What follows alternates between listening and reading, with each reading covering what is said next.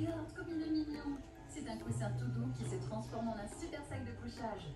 Emporte partout avec toi pour des nuits, des siestes et des câlins remplis de douceur. Retrouve Happy Nappers. Hello, et j'espère que vous allez bien. Moi, ça va super, comme d'hab. On se retrouve aujourd'hui pour une vidéo qui m'a beaucoup été demandée. J'avais déjà prévu de la faire, mais j'attendais le bon moment. Et le bon moment est arrivé. Si vous avez déjà vu mes deux précédentes vidéos sur l'unboxing de mes importations venues d'Équateur, c'est super. Sinon, je t'invite à aller la regarder. Je pense que c'est intéressant pour la suite de cette vidéo. Écoutez, puisque on va parler des mêmes plantes, puisque c'est ces plantes-là qu'on va acclimater. Il y a un mois, à peu près, après leur réception, ou on va arrondir un peu moins d'un mois, 4 semaines peut-être. L'acclimatation ne s'est jamais aussi bien passée que ça. Je pense que là j'ai le combo gagnant de tout ce que je vais vous montrer maintenant. Je trouve que c'est super ce genre de vidéo parce que en fait il y a quelques mois en arrière j'aurais trop aimé tomber sur ce genre de vidéo. Vraiment qui résume tout. J'aurais bien aimé vous inclure ce que j'ai fait de vraiment pas bien qui a martyrisé mes plantes. Mais écoutez on n'a pas le temps, ça va faire une trop grosse vidéo. Donc je vous la prépare séparément, je pense que ça va être cool pour compléter celle-ci. Mais là on va parler de substrat, d'arrosage, de luminosité, d'humidité et de peau, je crois, et de fertilisation. Fertilisation boost, un peu... Enfin, de stimulants qui peuvent aider à rebooster un peu la plante. Attendez, avant d'aller plus loin, j'ai même pas fait mes petits mots de remerciement. Sans l'aide de certaines personnes, en fait, j'aurais pas acquis toutes ces connaissances que je vous partage aujourd'hui. J'adore le côté de cette communauté qui partage toutes ces connaissances et qui fait preuve de plein de bienveillance envers ceux qui débutent et ceux qui s'y connaissent pas. Donc voilà, je vais les remercier. La première, je pense, qui partage le plus et que la plupart des gens connaissent, c'est quand même Jungle Eden. Yacine, mon petit Yacine, franchement, t'es adorable. T'es toujours le premier à vouloir m'apprendre des choses. Vraiment, Léonard, il m'a aidé un petit peu à me calmer et à me dire attends, plus simple tu vas, mieux c'est, voilà. Pas que eux, mais ça avait été des personnes clés, donc voilà, je vous remercie. Écoutez, c'est parti. Reste bien jusqu'à la fin de la vidéo si tu as envie de voir à quoi ressemblent les plantes maintenant. C'est bien de préciser avant tout que l'importation de plantes, c'est pas anodin. Prends une plante qui est dans un environnement qui est juste idéal pour elle, qui fait traverser la moitié de la terre pour arriver chez toi et qui passe d'un climat qui est juste idyllique au tien. L'Île-de-France, c'est pas l'Équateur, c'est pas les forêts tropicales. Si t'as envie, si tu pars du principe que t'as envie que l'acclimatation elle se passe bien, sans encombre, que tu perdes pas trop de feuilles, que tu repars pas de zéro, surtout comme j'ai pu le faire par mes expériences précédentes, il faut partir du principe que tu investisses un minimum dans certains équipements, histoire de répondre aux besoins essentiels de la plante, quoi. En vrai, je pense que tu pourrais t'affranchir de tout ça si tu décidais d'importer en plein été ou en plein printemps, à mon avis, où les conditions seraient meilleures, quoi. En tout cas, tu fais ça en plein hiver, il faut au minimum que tu aies une lampe horticole, un tapis chauffant, et pour certaines plantes, heureusement pas toutes, mais certaines plantes qui nécessitent un moyen d'augmenter l'humidité en tout cas. Par exemple, ma sœur n'a pas forcément, elle a pas tout ça en fait chez elle. Elle a une lampe horticole et encore quoi que c'est abîmé. Bref, elle n'a pas tout le matériel que j'ai moi et du coup elle m'a demandé de les acclimater avant de les reprendre chez elle, donc elles vont rester un certain temps chez moi. Les petit à petit, j'ai pas tout investi d'un coup. C'est aussi à force d'expérience, à force de voir à chaque fois comment ça se passe, j'adapte et j'achète des trucs qui peuvent me faciliter la vie dans ce processus-là. Alors la première des choses que moi je fais, c'est de nettoyer le feuillage. Comme vous pouvez voir dans ces images, j'ai eu un peu la flemme parce que franchement c'était la 3e vidéo que je filmais, j'étais fatiguée. J'avais pas envie de faire ça. Mais en fait c'est important parce que, je pense pas qu'on va le voir dans les images, mais c'est tellement humide à l'intérieur du paquet, ça voyage comme ça et souvent moi je retrouve la sorte de moisissure en dessous du feuillage. Et le souci c'est que si tu l'enlèves pas, en fait ça va commencer à ronger la feuille, c'est ça. Donc faut vraiment penser à le nettoyer. Moi je fais juste à l'eau, je fais pas au savon noir comme pas mal de personnes. Je sais pas, j'ai un peu confiance en leur système phytosanitaire là, les produits qu'ils mettent dessus, j'ai l'impression que c'est plus fort que ce que moi je vais faire pour enlever éventuellement des nuisibles. Je sais pas si c'est bien, mais moi je fais comme ça en tout cas. J'ai pas envie de stresser plus la plante que ça, donc je fais ça et pour l'instant ça va, j'ai jamais eu de problème. Vous avez vu, ça arrive dans des modes qui sont complètement fermés. En tout cas, dans le cas d'Aquagénera, je pense que ça arrive dans plein d'autres cas, que ce soit les importations d'Indonésie, tout ça. Ça arrive dans une sorte de poche, quoi. Et moi, l'erreur que je faisais avant, c'est que j'enlevais tout le substrat dans lequel c'était arrivé. Je rempotais tout, j'enlevais tout le substrat et je passais en sphène parce que j'avais vu ça, je sais plus, sur YouTube ou un truc du genre. Et du coup, je passais tout en sphène. Même en plus, je crois que j'avais vu ça sur des chaînes américaines, mais c'est bête en fait de se référer sur les chaînes américaines parce qu'en fait, ils n'ont pas les mêmes protocoles phytosanitaires que nous. Donc je pense que même eux, quand ça arrive dans des conditions différentes. Ils n'ont pas forcément... Je dis ça, je lance un truc là, mais je pense que c'est vraiment le cas, hein, à vérifier. Mais c'est pas le même traitement la plante ne reçoit pas le même traitement avant d'arriver dans leur pays, donc ça s'applique même pas à nous en vrai. Donc voilà, moi j'avais fait ça jusque là, mais il faut pas. Surtout quand les racines sont saines. Donc, tu dépotes, tu regardes si les racines, en tout cas celles que tu vois comme ça, elles sont saines. Si c'est sain, nickel. Tu touches pas. Et tu mets ça dans un substrat qui est le plus ressemblant à celui dans lequel c'est arrivé.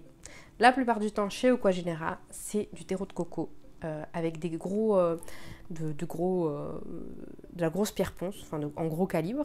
Du coup, moi, ce que je faisais jusqu'alors, parce que là, j'ai trouvé de la pumice qui était en gros calibre, mais jusque-là, j'utilisais juste de la perlite coco, terreau de coco, hein, vous voyez, fibres. Moi, j'utilisais les trucs compressés que tu peux trouver dans n'importe quelle jardinerie.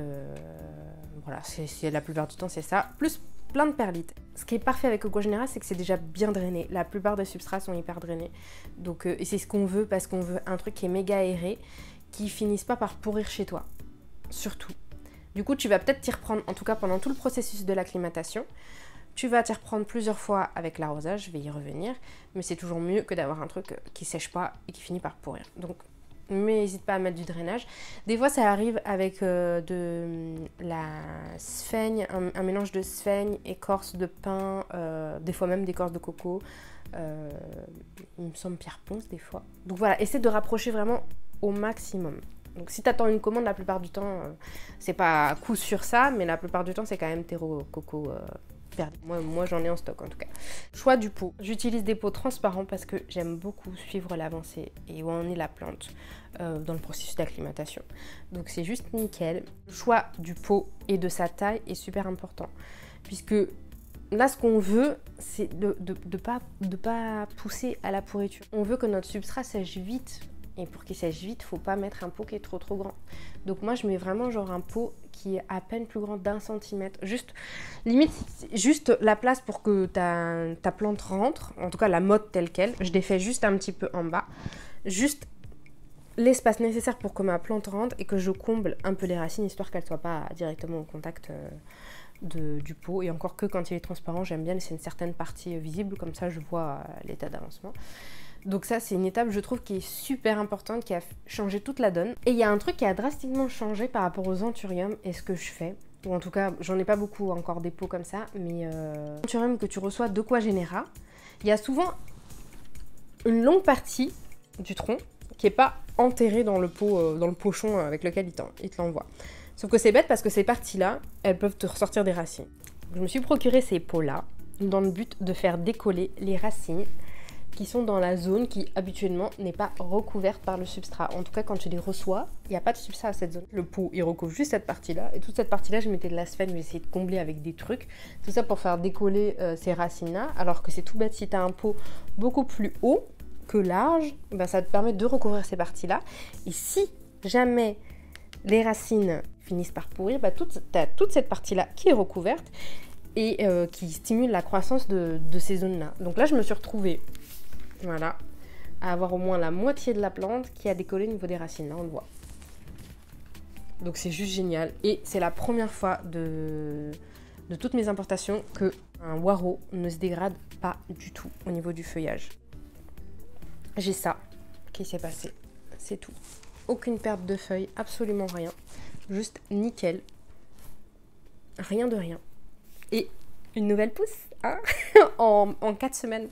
C'est fou. Donc je pense que ça, c'est vraiment un atout qui coûte pas grand-chose au final. C'est un peu difficile à trouver. Moi, je les ai eus sur le site d'Aquagénera Europe, pas le site d'Aquagénera normal. Et ça va, c'était 1 € et quelques, donc c'est pas si cher quoi. Mais je pense que pour des anthuriums, c'est un indispensable. En tout cas, j'ai utilisé sur tous mes anthuriums. Du coup, on arrive au point aussi hyper important, l'arrosage.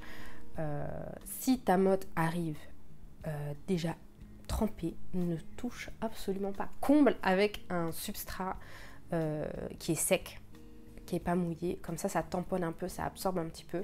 Et mets-la sur tapis chauffant. Voilà, réserve-lui une petite place pour que ça sèche plus vite et il faut la laisser tranquille quoi. Après, dans le cas où la motte arrive très sec, comme le cristallinum, bah faut quand même arroser quoi, mais il faut y aller tout doucement. Et on m'a dit un truc qui était hyper intéressant. Après tout le stress qu'elle a subi la plante pendant le voyage, elle se met en sorte de pause au niveau de son métabolisme. Et du coup, quand elle arrive chez toi, si tu l'arroses trop vite, si tu l'imbibes trop vite d'eau, elle n'aura pas les capacités d'absorber toute cette eau, puisque son métabolisme se remet tout doucement du stress et tout. Donc c'est vraiment très important d'y aller mollo au niveau de l'arrosage et petit à petit. Du coup, faut vraiment arroser par parcimonie. Je préfère arroser un tout petit peu et y revenir quelques heures après, voire arroser par le bas si c'est possible, laisser un petit peu absorber, pas trop longtemps, mais, et d'y revenir en fait si jamais il n'y a pas assez. C'est toujours mieux de faire ça. Moi, de mon expérience, c'était mieux en tout cas. Oui, les premiers arrosages, moi, ce que je fais, c'est que j'utilise des stimulateurs de croissance racinaire. J'utilise du coup de l'Osyryl. Jusqu'alors, j'utilisais de l'Osyryl. Depuis que j'utilise des extra root, c'est mieux. Je vois une vraie différence. Bon, après, c'est peut-être que tout réuni fait que ça a explosé quoi cette fois-ci, mais ouais, extra root dans mon eau d'arrosage, le premier. J'utilise que ça. Et en fait, petit à petit, j'ajoute des produits, des produits qui aident à la fois qui stimulent et en même temps qui aident à éponger tout le stress. Donc, je commence à m'y intéresser, mais je suis pas hyper calée sur ce sujet. En tout cas, je vous cite les produits que j'utilise et ça a marché super bien. Donc les premiers arrosages, je suis partie sur ça.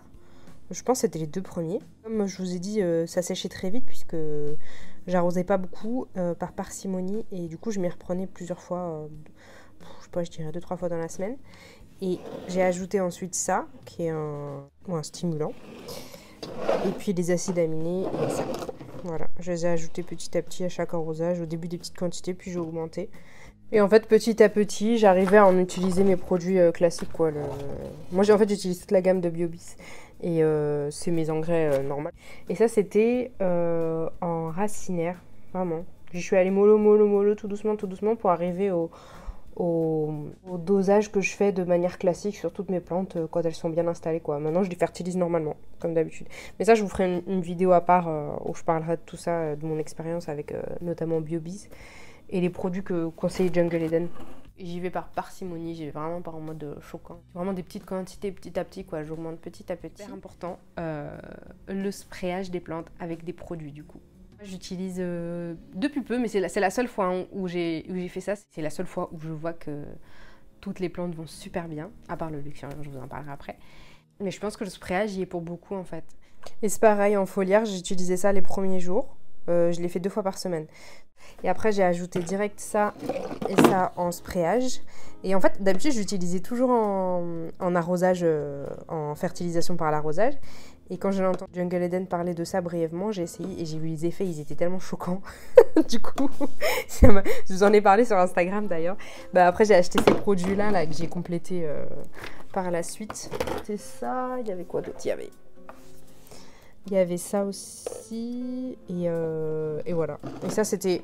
En fait, j'ai pas utilisé tous les autres en sprayage, hein. Il n'y a pas tout qui se spray, mais c'est ce que j'ai utilisé principalement, voilà. Si je les ai ajoutés en cours de route, quoi, mais j'avais vraiment commencé par ceux-là au début, et quand j'ai eu les effets, vraiment, j'ai ajouté les autres, et c'est juste génialissime. Je vous invite quand même à aller voir le compte Instagram de Jungle Eden, qui en parle beaucoup mieux que moi. Mais voilà, c'est un peu tout ce que j'utilise. Ça fait un peu beaucoup, mais je vois vraiment une différence de fou en fait.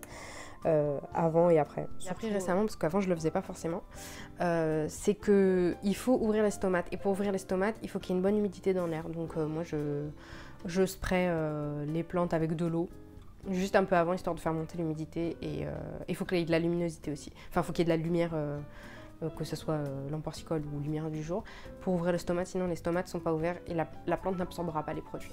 C'est important. C'est un truc que je savais pas et j'étais choquée de l'apprendre, donc je vous le dis. Et bah franchement ça aide trop et je pense que maintenant je fais ça pour toutes les plantes que je reçois. C'est un peu le truc que je fais à chaque fois. Même si c'est pas forcément des importations. Du coup ils sont tous sous lampe horticole parce que j'ai plus de place près des fenêtres. Si vous avez la possibilité de les mettre près des fenêtres, vraiment. Si c'est des anthuriums qui ont besoin d'humidité, comme le poireau, l'anthurium luxuriant, l'anthurium PCA, le cristallinum, le mélano, l'anthurium, le philodendron luxuriant, ils sont tous dans la vitrine. Pour tout le reste, tous ceux que vous avez vus, ils sont là. Ils sont là, il y en a certains qui sont sur tapis chauffant, ceux qui faisaient le plus la tronche. Eux, vous voyez, ils sont juste sous lampe horticole, quoi. C'est tout. Et depuis peu, j'ai un allié de choc dans la vitrine. Mais vraiment. J'ai acheté je sais pas si vous avez suivi les stories, j'ai acheté sur AliExpress un humidificateur d'air, genre sans brume. C'est par évaporation. Et juste, il est génialissime, je suis choquée. Du coup, il sort en même temps, ça me fait de la ventilation parce qu'il ventile de fou. Donc c'est un ventilateur en fait qui évapore de l'humidité avec et c'est juste une tuerie. Les plantes, elles adorent. Il n'y a pas de fongique qui s'est formé, rien du tout. C'est juste génialissime. Le seul regret que j'ai, c'est que le réservoir il se vide trop vite, en 2 jours. Mais bon, d'un côté c'est mieux, comme ça me permet de le laver plus fréquemment. Mais voilà, en fait j'ai des racines aériennes qui sont en train d'exploser. C'est un peu ce que je fais de plus important. Voilà. Et vraiment de la surveillance sur les mois qui suivent, enfin sur les semaines qui suivent, parce que je pense que là je commence à être bon. Je vois bien que les racines ont bien avancé et tout, mais bon, ça reste quand même... il faut surveiller et rester attentif et pas laisser comme toutes les autres plantes qui sont déjà bien installées, quoi. Et qui seront bien acclimatées à ton environnement, je pense que là tu pourras rempoter. Rempoter dans le substrat dont tu as envie, hein, comme un rempotage classique, quoi. Une fois que c'est acclimaté, après c'est bon. Hein. Je vois que les racines vont bien, que tout va bien, qu'il y a des nouvelles pousses, bah, c'est nickel. 6 jours après leur arrivée, voilà à quoi ressemblent les petites plantes. Il y en a qui sont dans la vitrine aussi. Le mamey, écoutez, il n'y a pas grand chose qu'à changer. Tout va bien. Franchement, je trouve qu'il s'en sort super bien. Nickel, aucune feuille qui ont plus jauni que ça. C'était déjà arrivé comme ça. Et écoutez, il va bien. Voilà. Ah bah je vois, voilà, avec vous, je vois que la croissance redémarre. C'est une bonne chose. Le Nangaritans. Écoutez, ça va aussi, hein. Mais bon, c'est pas étonnant venant d'elle. Il n'y a rien qui s'est dégradé plus que ça. Ça va, ça sèche plutôt vite, donc ça veut dire que les racines absorbent. Hein. Écoutez. On a, qu'est-ce qu'on a ici? Le Verrucosum, Amazon Sunset, Iricolor. Je pensais qu'il allait moins bien s'en sortir que ça. Il tirait tellement la tronche le lendemain. Mais vraiment, je les ai sprayés et le lendemain, il y a beaucoup de plantes qui ont déjà relevé la tête. Je sais pas si c'est ça. Bon, je sais qu'ils se remettent vite quand même, généralement, les plantes de quoi. Donc, enfin, bon voilà. Elle, la nouvelle pousse, bah, c'est pas étonnant, écoutez. Hein. Elle était en développement quand elle a été envoyée. 2 Plomani citrus. Alors lui, il vient à peine de remonter la tête. Hein. J'ai flippé un petit peu parce que sa tête arrivait ici. Il était tout flop, vraiment. Écoutez, c'est bon. Il relève sa tête doucement. Ça va. La sève commence à repartir vers les feuilles. Bon, il est sur tapis chauffant, donc peut-être que c'est pour ça que ça sèche plus vite, mais ça commence à aller. Ça, c'était pas aussi jaune, donc ouais, écoutez, il est en train de perdre ses plus anciennes feuilles, mais du moment que les grandes feuilles vont bien, ça va. Regardez-moi cette bombe, trop beau. Du coup, le deuxième Plomani citrus, il a pas, lui, il allait bien tout de suite, mais il est quand même en train de, enfin, il a pas baissé la tête, c'est ça que je veux dire. Il a pas baissé la tête, mais il est quand même en train de perdre cette feuille-là. Voilà. Hop. Mais les autres feuilles, ça va. Ça va. Qu'est-ce qu'on a ici? Le Pastazanum. Lui aussi, il faisait la tronche. Sa tête arrivait jusque-là. Il a mis un petit peu plus de temps pour la relever. Il a mis, je sais pas, 3-4 jours. Ça fait pas longtemps qu'il a bien relevé la tête. Et il continue sa croissance. Il développe sa feuille. Bon signe. Ah, le El Chocored. Bah ça va, hein. Ça va aussi. Il n'y a pas eu de dégradation particulière. Il n'a pas trop bougé. L'Anthurium magnificum verde et le Verrucosum. Alors lui, vous vous rappelez comment il était floppy flop? Mais vraiment pire que Floppy Flop. Bah écoutez, c'est celui qui s'est remis le plus vite, hein. Le lendemain, direct. Allez, c'est reparti, il est en train de me faire sa nouvelle feuille. Tout va bien. Là, mais bon, ça va. Les deux petites. Sinon, il est beau, hein. Ça y est, on voit sa beauté, là. Il la révèle. Il est bien ferme et tout. C'est cool. Magnifique homme verdé, bah... Ça, c'est le froid, hein, je pense. Je vais couper. Mais sa nouvelle feuille est en train de continuer à se développer, ce qui est plutôt cool. Le Linami continue sa vie, y a pas de souci. Nouvelle pousse, écoutez, bah ça va, hein. Ça pousse, mais bon, elle était déjà abîmée ici, donc elle va la sortir, elle sera abîmée, tant pis, c'est pas grave. Hein. Le serpent, il m'a fait flipper, lui. Il a tellement baissé la tête, mais tellement bas. Je me suis dit, mais non, il va jamais s'en remettre. Et lui, oh là là, je le trouve juste magnifique. Il est doudou. Je l'aime trop. Ça va, franchement. Ça va. Et ça c'est... Je crois qu'il n'y avait pas ça, je ne me rappelle plus. Je crois qu'il n'y avait pas ça, donc c'est en train de se dégrader un peu à ce niveau-là, mais bah, écoutez, franchement, ça va. On va pas se plaindre. Il est cool. La vitrine. Écoutez, c'est beau, hein. Regardez. Oh, oh là là, magnifique. Juste sublime. Mélano. Côté, ça va. Bon, il a pris cher hein, pendant le transport au niveau de la nouvelle feuille, mais les autres, ça va. Elles sont intactes, ça va. BCA. Ça va aussi. Les anciennes feuilles, bon... Il n'y a pas trop de changement. Il avait vachement baissé la tête et maintenant qu'il y a la lampe, bah écoutez, ça y est, il la remonte doucement mais sûrement. Juste magnifique, franchement. Cristallinum aussi, c'est pas dégradé plus que ça. Pour l'instant, hein. On dit bien pour l'instant. Ça va. Certains d'entre eux, je leur ai sprayé du leaf coat parce que il y avait des sortes de toiles. J'ai pas vu d'acarien ou quoi que ce soit, mais quand même, dans le doute, j'ai préféré les sprayer. Et là, vous pouvez voir, le seul qui me pose un sérieux problème, c'est mon luxuriant. Alors lui, il m'avait jamais causé de problème. Hein. Les deux autres que j'ai eu, oh là là mince. Les deux autres que j'ai eu n'ont jamais eu ce souci. Je suis un peu triste. Je sais pas si ça va le faire.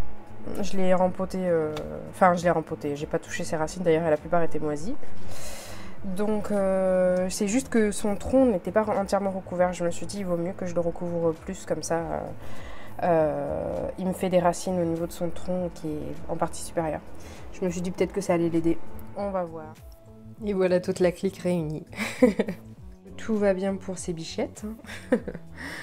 Écoutez, ça pousse, il y a des nouvelles pousses de partout.